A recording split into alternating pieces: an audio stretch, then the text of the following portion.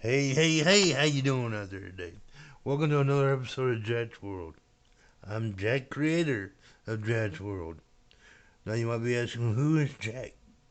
Well, Jack is a fictional character in a virtual world called Second Life, where I host a talk show, develop exploring videos in the world, and also create other radio content on my radio station.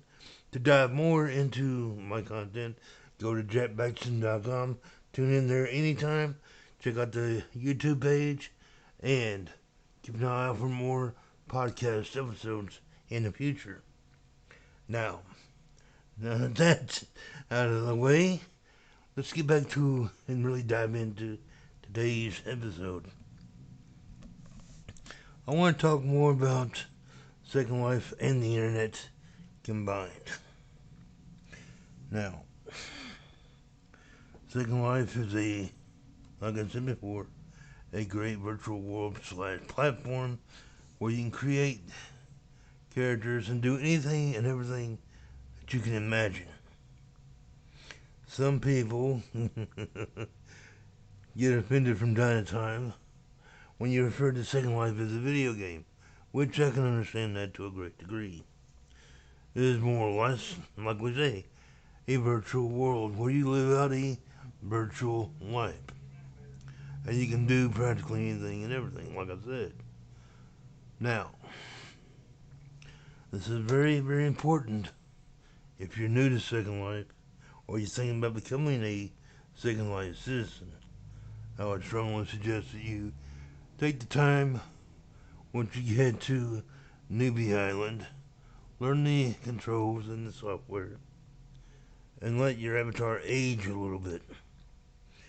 Because when you're sitting at 0 days old and you're trying to go to this club or that club, 9 times out of 10 you're going to get ejected a lot because, well, your account's not been created long enough. Most places they want you to be there at least a week old, maybe longer. Other adult type places, you're going to have to be age verified. You can't just go willy-nilly and go club hopping right off the bat. I would strongly suggest that while you're learning the controls, you hang out in Newbie Island and other newbie-friendly places and start meeting and mingling and developing a social circle. And hopefully, if you pick the right people and you are interactive enough, you'll be able to build a good solid foundation around established communities or even create a community of your own after you've learned a few of the ins and outs. Now, the whole internet aspect of it. Back in my day, the internet was vastly different. You had people sharing more thoughts and opinions than you do nowadays. Critical thinking, it seems like it's gone out the window. Discussion has been replaced with memes and emojis. I'll never understand that, to be completely honest. Because how can you build any type of foundation for anything if it's all you're going to do is communicate through an emoji or a meme? That worries me. On many different levels, that worries me. I fear that we have gotten so used to dumbing it down for people that we're losing the whole art of conversation. And that truly is how you can really get to know and establish connections. Now, from a virtual world platform, you gotta be kind of careful. You got to decide on why you're coming to that platform, what you hope to get out of your time there, and then go about developing what it is you were out to develop. Now, I warn you now, You're not going to get along with everybody, and everybody's not going to get along with you. That's just life, in any aspect of it. That's why you got to try to surround yourself around with like-minded people. I cannot emphasize that enough. And yes, this kind of relates back to the video I did a while back on my YouTube channel. Community building. It's a brand new year after all. We're all trying new things in our lives. You can't tell me you're not trying something new. If you're trying to say you're not, then you're fooling yourself. Because every single day you live, or you log into a platform, there's always something new that's going to happen. A new problem you got to figure out a new way to solve, etc., etc. That's how we evolve, that's how we grow. And yes, you can even evolve and grow in a virtual world. Don't kid yourself thinking that you can't. You know, Second Life is so much more than what people try to play it off as being. It's got a bad reputation in certain circles about being too adult or what have you. Well, I would say it's just like living in a regular life. You have different things that you are able to do at different ages and different stages of your life, do you not? You can't legally drive in some states until you turn 16 or 18. You can't drink a adult beverage until you're 21. But yet, you can go up and defend your country until you turn 18. But yet, you can't drink a beer. I find that kind of ridiculous in a way.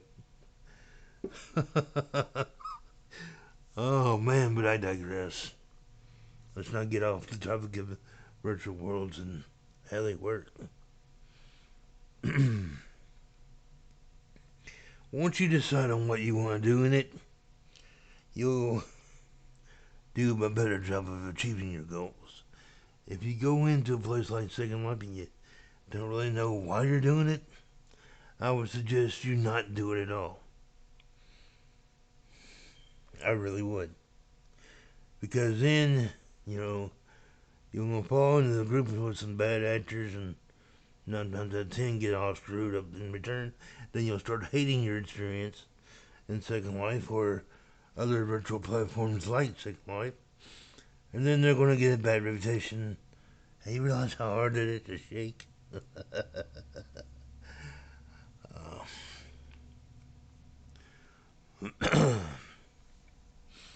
Now, personally, I like to create different types of radio content, radio plays. If you want to really dive into things like that, by all means, go to my webpage, jackbatson.com. Click on the media player down at the bottom when you scroll all the way down, and enjoy some of my past episodes and content I have created. There's more each week that I put up there, so don't be shy. Stop by in World sometimes and say hi. If you want to be a part of the Second Life Talk Show, hit me up with an I am in World or on my Discord server, and we'll set something up. Now, exploring out there can be great. There are some fabulous sims. If you like art and things of that nature, oh, there are great places out there as well. I would strongly suggest when you create your account, pull up the little search bar, type in, let's see, art shows or something of that nature, and you can pretty well find whatever it is you're looking for. Shopping in Second Life. Well, you're going to have a type of currency is called linden.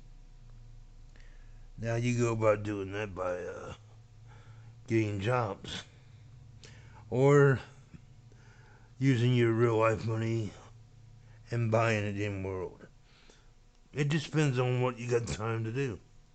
If you got the free time, you want to get out there and you actually want to emerge yourself into actually living a full, complete virtual life, get you a job, then get you a place. Buy a few cars here and there.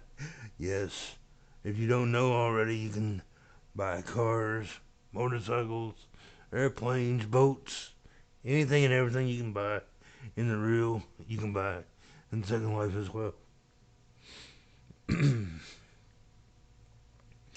Now,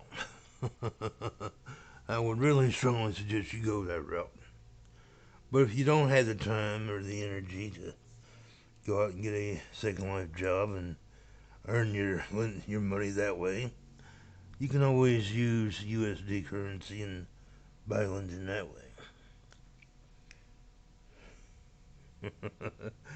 Just be careful in how you spend your spending habits. Just like in the real, be responsible. Put yourself on a budget. Maybe once you get to know somebody or you get lucky enough and bring a real life friend with you, get a place together and start off that way. Now, so many places you can really meet some nice people. Like I referred to earlier, the Newbie Island and other newbie friendly places. Once you get past that stage, don't be shy, go there and explore. Any sim you want. So you want to go to Paris. Well, there are places where you can go to Paris in world. So you want to go to London, same for that. It's just an endless possibility. It really is. Well, I'm going to start bringing this to a close. And like I said, if you like the content I produce, hit that little like button on YouTube, subscribe, dive in deeper with my content with going to the webpage, jackbatson.com, like you see it's going across the screen here. Stay safe, and always keep looking for that next adventure. I'll see you on the grid. Oh, yeah.